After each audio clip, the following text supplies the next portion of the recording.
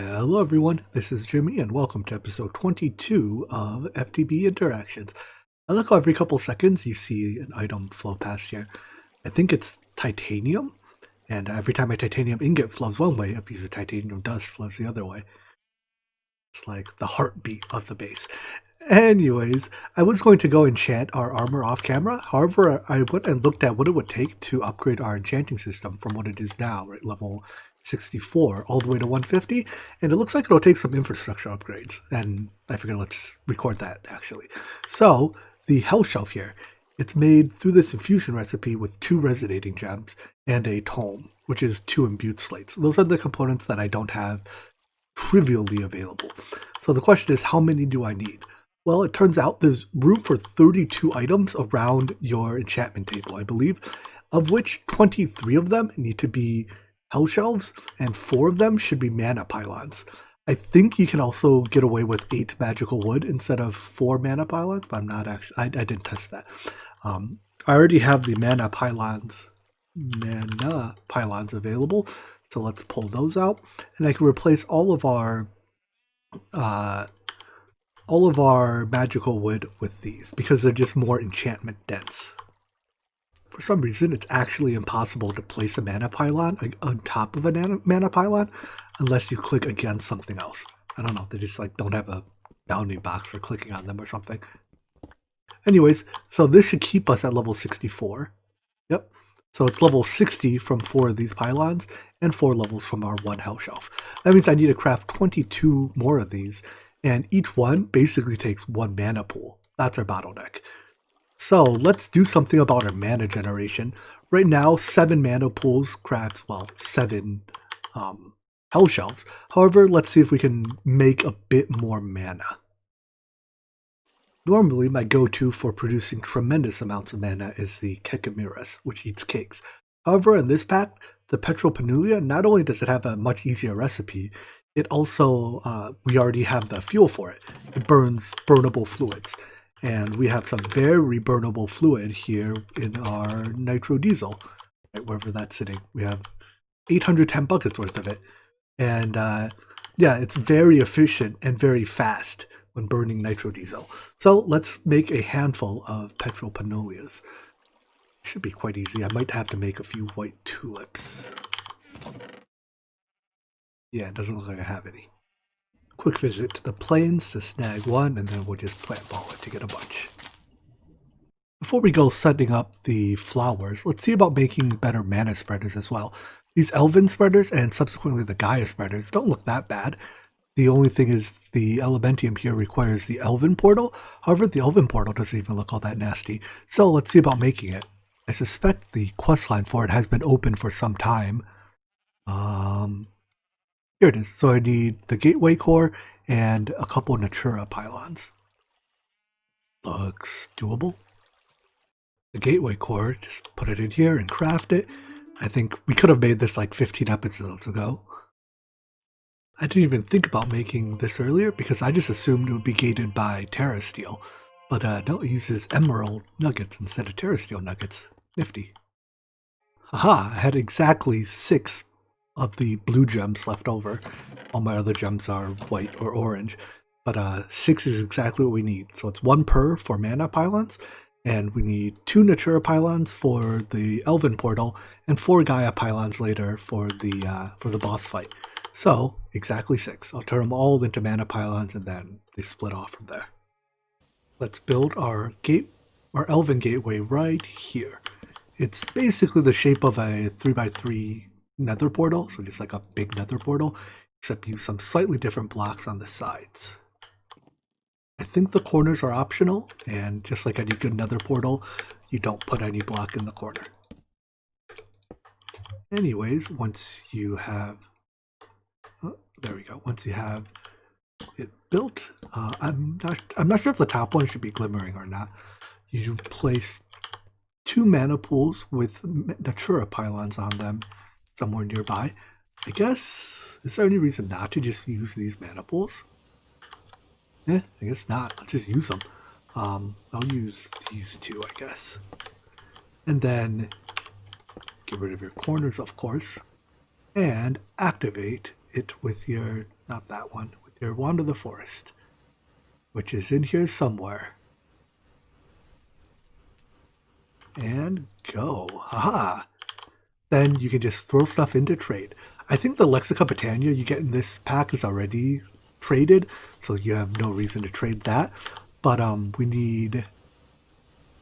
I already forgot what I needed. Those for mana spreaders, right? So for elven spreaders, Elementum and Dreamwood. So that's Living Wood and Mana Steel. And you just toss it through the portal. And the results get tossed out as well. Don't toss anything you don't want to trade through. The elves just keep it for themselves. It's so elvish of them. You know, once you have these materials, the elven spreader is actually cheaper and better than the normal mana spreader, and easier to make. So I guess it's going to be 8 of these. And we should be able to even upgrade them all to the Gaia form. Yep. No reason not to use a better spreader. Alright, so there's 8 mana spreaders. I have 8 flowers. Now let's set up our mana thingy. You can also trade mana glass for elf glass, which is nice because this also lets you make mana pools more easily. You got a Rod of the Bifrost from a quest reward, so this lets you make Shimmer Rock, which you can directly craft into mana pools. Here's the recipe. A fabulous mana pool holds exactly the same amount of mana as a regular mana pool. It just looks fabulous. Why 8 of everything? Even when I'm building, you know, with odd numbers, so 8 doesn't divide nicely into it. As you can see, it's skewed. Well, you can fit exactly 8 flowers around a single hole like this, and they all look at this one block to look for burnable fuel. And that's what makes it convenient. So you link one flower to each spreader. I think one flower can saturate, at least just about saturate a spreader. So one flower per spreader ends up working out pretty nicely.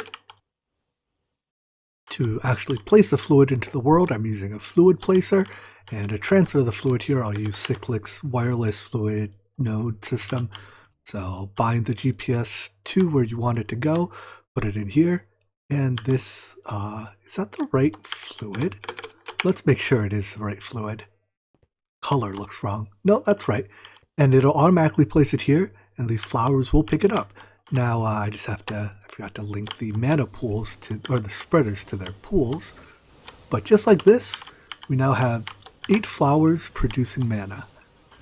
One thing I want to check is, do our spreaders stay saturated? And it looks like they do. So one flower, even without being on boosted dirt, is more than a Gaia mana spreader can handle. Wow, these things are destroying our supply of fluid though. I didn't expect them to eat the fluid so quickly. Huh, maybe are they competing for the fluid too much? Let me watch this a bit. So I temporarily turned off the pump, or the transfer node that's setting fluid here.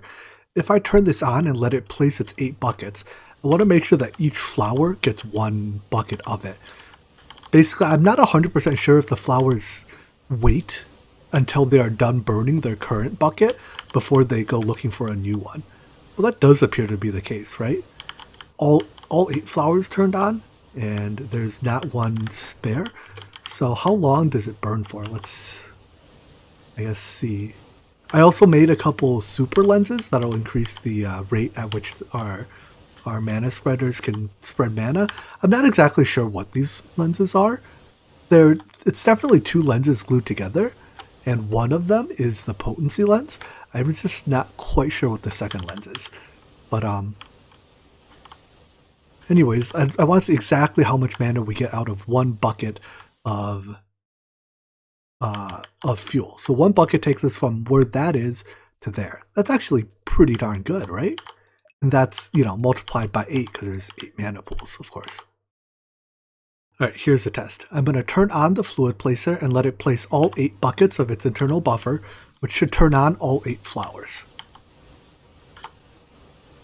7 and 8. Now all 8 flowers are running and it's out. If I flip this remote lever, it should fill this up again. And that 9th bucket there should not get consumed until these flowers are done burning their current one. And that does appear to be the case. That's pretty nice. I like that. Alright, so then let's next place all our super lenses on our spreaders. Get them to speed up a little bit.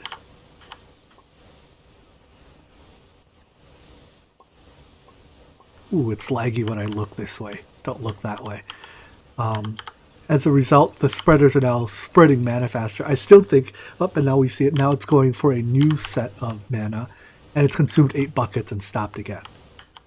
Alright, cool. So I guess they don't consume a new bucket of, or not mana, a new bucket of fuel until they've completely finished burning their current bucket. Next thing I want to test is what happens if a mana pool, if this mana pool is full. Do they keep burning fuel? And I guess we'll find out soon enough when these mana pools fill up. Alright, so all of our mana pools are filled based on the fact that there's no mana being shot anymore. And it appears that these flowers do not consume additional fuel while they're basically while they have fuel inside of them. They're not like endo flames that just keep burning, which is very nice. Alright, so then all we have to do is, well, I guess it's technically done. What I am going to do is I'm going to apply overgrowth seeds to the dirt they're grown on. This just makes the flowers run 2 times as fast. I noticed that with these lenses, the flowers once again became the bottleneck by a teeny tiny little bit. The practical effect is now we'll be limited by the spreader again, and they'll be running like 1.2 times as fast as without the enchanted soil. But I have quite a few of these overgrowth seeds left, so they come from dungeon loot, and I have nothing better to use them on. So yeah, now that we have all this mana, we should be able to much more easily make the resonating gems. I added a spark onto each of these mana pools so that they can contribute to our crafting here, and a filtered vacuum chest that's set to only pick up resonating gems. So all I have to do is deposit 1 item at a time into here and have it get crafted. Now I looked into making a impulse hopper to automate the feeding of items in, but what was it? This energized bimetal gear takes energetic alloy, which I don't have a blast furnace. I mean, I guess I could retask one of my blast furnaces to make this, but I don't have it yet. So instead of making that, I'm just gonna feed these by hand. It's only, I mean, it's like 2 to 3 seconds a piece, right? So it's 2 minutes of feeding items. Meh, whatever. And here's the last of those resonating gems. Done. Our mana pools are empty, but they'll fill up in no time. I expect maybe 5 to 10 minutes to completely fill a mana pool. That's about the fastest I've ever filled individual mana pools. With our resonating gems taken care of, next up is to make 22 tomes of Peritia. That's 44 imbued slates, so let's dump in 44 blank slates. And with any luck, they should be able to all craft in parallel. Or not in parallel, but like at once. So let's, as long as the thing stays relatively full. That does not appear to be the case. I guess we need to improve our blood generation. For now, I can just accelerate that, well, that's not a great long-term solution. Boosting the digital mob agonizer with extraterrestrial matter gets us a 1.7x modifier. Apparently it doesn't accept input through the top. These deep mob learning machines are very sided. I guess I have to figure out what side it accepts input from. I tried all the different sides except the bottom, and it doesn't accept input on anything. So I suspect it only accepts input into this slot on the bottom, but I have to move my digital mob and agonizer to do that. So I guess I'll wait until it finishes crafting this stack to do, well, it's only halfway through. If I accelerate, alright, I think I can move it. If I do it fast enough, we won't run out of life essence in the altar, and we won't lose crafting progress. Yeah, and that seems to have done it. We can insert in the bottom of this machine to insert into this slot. I don't know what possessed the author of this mod to put the bottom of the machine as the only input side, but such is as it is. Anyways, this stuff is partway done crafting into reinforced runes. 50,000 out of 88,000 at 5 a tick. But even after that, it has to go one more step into imbued, right? And that's 5 times as long. Ugh. I would just stack a bunch of runes of sacrifice on this altar. However, we can't craft these yet. We need a runic altar and vengeful will to do so. So that's still a ways off, which means I have to periodically accelerate our digital mob agonizer just to get this thing to keep crafting. So I guess I have to babysit this for the next couple of minutes. For the second part of the crafting, because it consumes 15 LP a tick instead of just 5, if I keep my digital mob agonizer accelerated 4 times with my time in a bottle, it basically produces life essence at the exact same rate that I drain it. So we're getting there. 63,000 out of 220,000. That's like 30% almost. We're almost there. 6,000 LP left to go. Normally, for very long crafting tasks, I do something else while it crafts, but the fact that I have to time and bottle my digital mob agonizer every 30 seconds, otherwise I don't produce enough life essence, means that I couldn't really go do that, because, you don't get much done in 30 seconds running away. Anyways, we are done. Haha. So, 44 imbued slates. Time to craft homes. These use enchanted books, so I guess I can't even shift-click them in. I hope it'll accept any enchanted book. I haven't checked that yet, but that's my expectation anyways. So I just grabbed a bunch of random enchanted books that I wasn't going to use out of my book storage. Do these stack? No, they don't. That's pretty annoying. Anyways, I need 22 total. Now we're ready to do our infusions. So you want to make sure these are set to not single item mode if you're just manually putting the materials in. And all this wood here came from Aurelia. So, or not Aurelia, the other planet, what's it called? This one, Euclides. And then you put your tome in here and you hit start. This process is pretty quick because it only takes 120k RF. So off it goes. And do this for all 12 of your books, or 22 of your books. I guess you have to pull the output out. There we go. And that's a quest complete. Oh, I wonder, does that give me any bookshelves? I should have checked that. I completed this quest. It's unrelated. No, it does not. Alright. Here's the last of the hell shelves being crafted. They are enchantable. You can, for some reason, give them, I think it's only, the only enchant they take is the hell infused or something. But as far as I can tell, it doesn't actually increase their practical enchanting power. So I'm not going to bother with it. And just to, lay them out in the usual shape around the, around your enchanting table.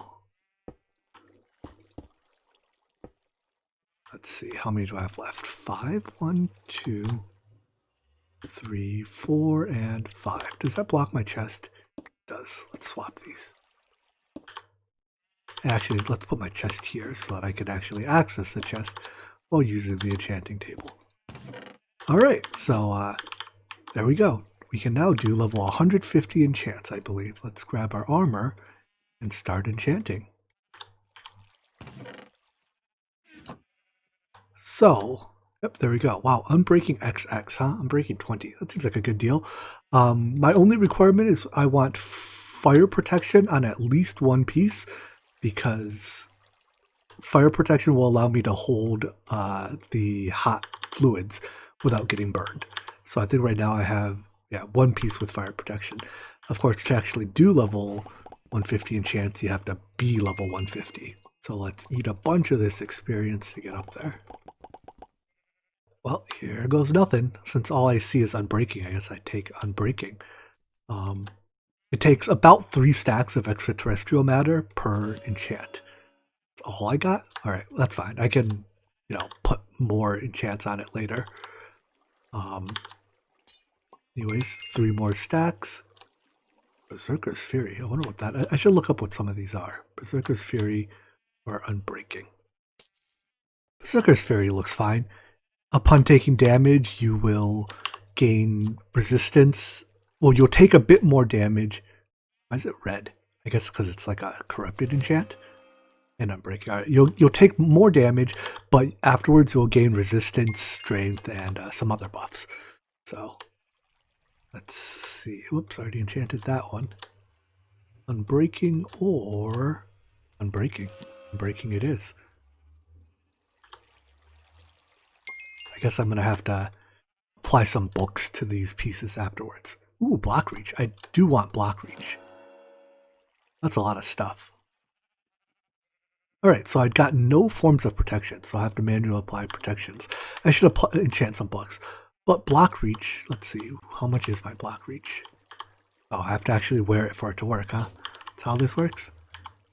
So, there I cannot hit it. As of here, I can hit it. So that's my reach with block reach enchanted gear. It's pretty good. I think it affects range of melee attacks as well. Anyways, I'm going to enchant a bunch of books so I can put like resistance, or I mean protection, and I guess I probably want life mending, night vision, you know, all those usual things on the gear. So I've done a handful of level 150 enchants now, everything you see on this page here, and there is not a single piece that has any of the protections on it. I suspect what's happening is level 150 is actually too high to receive protection enchants. So I guess what I'll do is I'll try some of the lower level enchants. Let's try 112s, I guess, and see what we get. See if there's any protection in here. But yeah, like I think you get once you exceed certain levels, you stop getting sub enchants, which is fine, except for the fact that the enchants I'm looking for are now being excluded. There we go. Protection 10 on level 112. So I guess I'll keep doing 112s and look for the other types of protection as well. I'm almost all enchanted out here. I still haven't gotten a single life mending book though.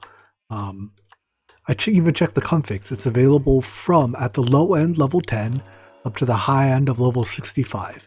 So I'm just grabbing stuff right in the middle of that. I added some blocks here to block off some of the bookshelves, and I'll show you how many enchants I've done, but I haven't gotten a single one. So it's starting to look like I'm going to need another approach here. I'm going to use those last 2 books I have on me. I even used up all of my extraterrestrial matter. Still have plenty of EXP left in other forms, but it's getting a little bit... Alright, last book. If I don't get it here, yeah, let's take another approach then. Let's start repairing our gear with the repair talisman. The repair talisman will repair our equipment. The only problem is that it takes up an inventory slot.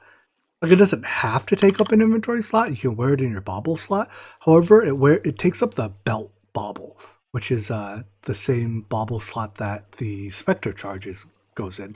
And there's, this can't go in any other slot. So if you want to use both of these, one of them takes up an inventory slot. But I guess it saves you the trouble of doing a bunch of enchanting. Anyways, I'm just going to apply these various books onto this armor, and we should be good to go. I almost forgot to put airtight seal on these, but without it going into space would be awfully painful. Anyways, here's the helmet, the leggings, the chest piece, and last but not least, the boots. So, putting that all on, I'm wearing the thaumium stuff in the cosmetic slot because I like its appearance more. We can fly, haha. Now I still have to enchant all this with runic shielding, but that's just a matter of using our infusion altar a bit. Hopefully I do this without making a rift, although if I do spawn rifts, I think I can despawn rifts now too. Much to the surprise of absolutely no one ever, I spawned a rift. This is a good enough opportunity for us to make that flux sponge though. This will allow us to immediately soak up the rift. I guess we do need void seeds. Anything here? No, this we can just craft in our with our Hellfire Forge. Alright. This infusion for the flux sponge takes like 30,000 different aspects, so I'm not even going to bother checking to see if I have them. Ooh, this is a pretty unstable infusion. You know what? I'm going to change my mind about that. Restart this, because I think the first thing it tried to make I didn't have. I don't have tenebrae. This comes from obsidian, right? Now I should have all the aspects. So here it goes. And yeah, it's going to probably eventually have some instability effects. But as long as I keep as long as there's potential flowing in at all times, it might stay stable. Maybe it'll stay stable. Potentially it'll stay stable. Alright, all the potentials made it in, so at this point I feel comfortable accelerating it, and that gives us a flux sponge.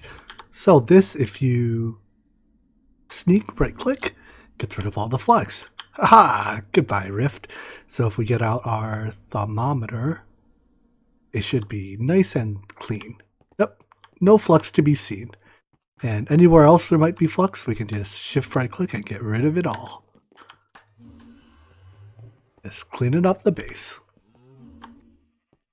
I'm going to switch our beacon from jump boost over to speed as well, I think. Fine, we're a little slow. I'm not quite sure if that speed applies to when I'm flying. Oh well, I think it does. I like how the reward for the flux sponge is a flux condenser. It's like, well, once you have this, why do you... I'm pretty sure this is what you use to, like, the regular way of removing flux. But why would you do it the regular way once you have the flux sponge? The world wonders. One more equipment thing. Let's upgrade the bow to have power 15 and multi-shot 4. So this should shoot 5 arrows at a time. That's like a bow shotgun, I guess. Nice. So here's a cool effect. If I shoot my bow light enough, I can, there we go, get hit by one of my own arrows, which triggers my own Icy Thorns effect on myself. So this is my normal movement speed. If I manage to shoot myself, I trigger Icy Thorns. Oh, I guess that one doesn't count. But yeah, if I manage to shoot myself by shooting light enough or shooting straight up, I trigger Icy Thorns on myself and give myself slowness 4. Which, I mean, I don't know why I would ever want to do this on purpose, but it's something I can do. Well, I think this is a good wrapping up point for today. We didn't get any progression done, but we did get a shiny new set of armor and creative flight, and all these fancy enchants that I don't know what I'm going to do with now. Oh, and that's not true. We did do some progression. We have upgraded Botania mana, so that counts for something. In any event, I hope you enjoyed this episode, and I hope to see you in the next one. Take care. Bye-bye.